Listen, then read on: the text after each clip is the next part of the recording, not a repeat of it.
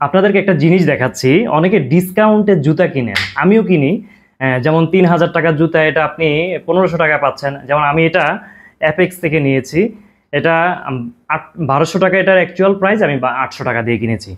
তো এই জুতাগুলো আমি অনেক ব্র্যান্ড থেকে কেনার পর আমি যেটা বুঝলাম, ম্যাক্সিমাম ক্ষেত্রে, হয়তো কিছু কিছু ক্ষেত্রে এটা ব্যতিক্রম হতে পারে, একটা জুতো উৎপাদনের পরে একটা নির্দিষ্ট টেম্পার থাকে, নির্দিষ্ট এটা লাইফ টাইম থাকে।